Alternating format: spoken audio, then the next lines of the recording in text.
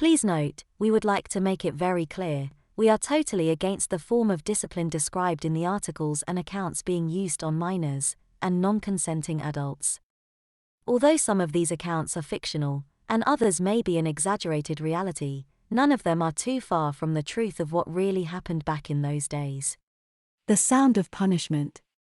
The Sound of Punishment, terrifying then, is evocative now.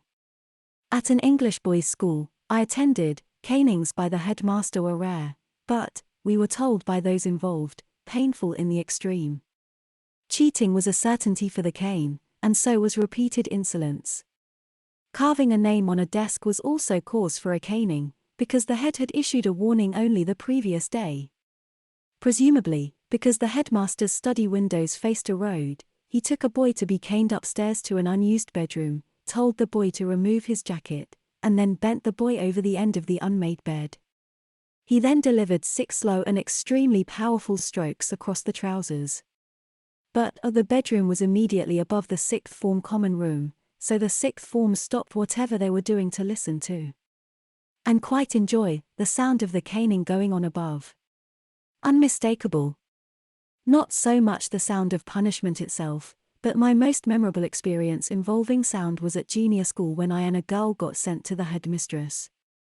I was told to wait outside the door, but through quite a thin door I heard the girl being told to hand over one of her pumps, plimsolls, and then I heard the headmistress say, "Pull down your pants." The trauma was in hearing the ogre who was our head actually say the word pants. The sound of the whacking that followed was memorable enough, but I have never forgotten that one sentence. The fact that she said it to me a few minutes later is however best forgotten. Yes, it is loud. It depends on what the person being caned is wearing. If wearing old-fashioned flannel trousers, known here as flannels, then the sound is a quite low pitch with little reverb.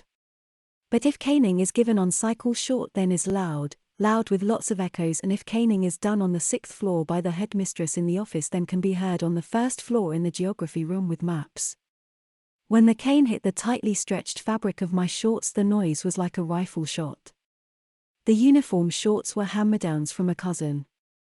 They had been washed so many times it must have looked as though I was in imminent danger of bursting out of them. Happy days. Remember vividly at our comprehensive in Basildon, Essex I was on staff room duties day. We all had to do one once a year or so, and I was assigned the task of sorting files outside the headmaster's office. Was dead boring until late morning when a girl called Carol Hale, who was older than me, 15 or 16, and all the boys liked arrived at the door, knocked and went in. Didn't think much else about it until 5 minutes or so later when suddenly the swipe and thwack of the cane could be heard. I'd never heard it before but had heard it spoken of, and it was a truly terrifying sound. A couple of minutes later Carol emerged looking a bit stressed and with a tear in her eye. There was nobody else in that office as I was outside most of the day and only the headmaster came out later. Like all things that happen unexpectedly, my memories aren't particularly clear, but I know there were 2 or 3 swipes. Never found anything else out about it. No idea what she had done, and in all honesty I don't think she even saw me there. Was fascinating though. This happened around 1972. The sounds I heard were the faint swish of the cane and the crack sound, which was louder and sharper. Those sounds sent shivers down my spine, especially if I was the 2nd, 3rd or 4th in line to be caned. A friend of mine was caned in class and the sounds were terrifying, as was the sight of him being caned. Interestingly, the sounds when you were being caned did not have the same impact, and I think it is because the actual pain of the stroke and the pain that I would be feeling from the coming strokes were foremost in my mind, and the sound did not matter as much, but boy, the sound of the cane striking another boy was terrifying and I will never forget it. It was more the sound of the slipper that I remember. In the 70s most boys were wearing tight thin trousers, which apart from offering minimal protection, caused a loud smacking sound when the slipper connected. This also applied in PE where we had to wear shiny thin shorts. Girls were wearing tight miniskirts as well, so any slipperings would have been so much more painful than if they were wearing the loose pleated skirts of an earlier era. I notice, especially now in the hot weather, that girls are wearing these micro skirts today.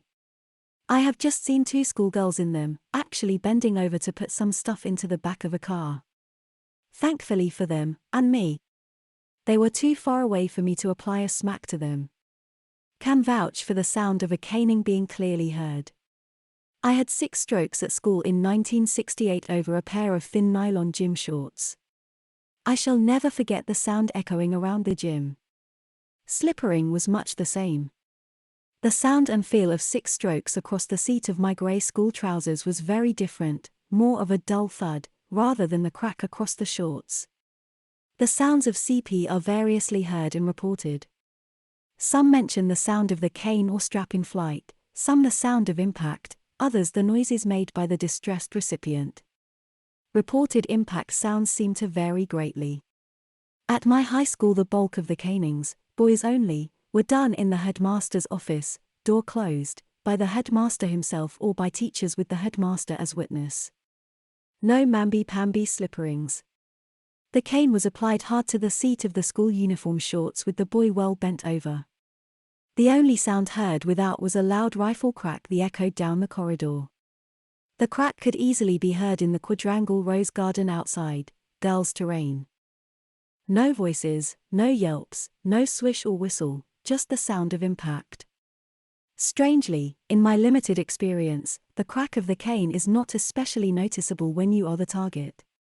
I am probably not alone in this as I recall no recipient commenting on the sound.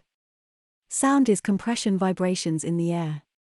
A rifle crack results from a sudden blast of high-pressure hot gases from the rifle muzzle following the exit of the bullet. I suspect a cane crack is largely due to a sudden discharge of displaced air through the fabric of the trousers. The air is displaced suddenly by the displaced flesh and fabric. This displacement has been discussed previously in the threads dealing with how the paddle works. Clothed buttocks make a louder and sharper sound than bare buttocks when caned. The sound of a paddle could be due to air escaping from between the paddle and skin. Perhaps more a smack, rather than a crack. Thuds may result when the cane lands on loose folds of fabric or when venting through gaping leg openings in the shorts is possible.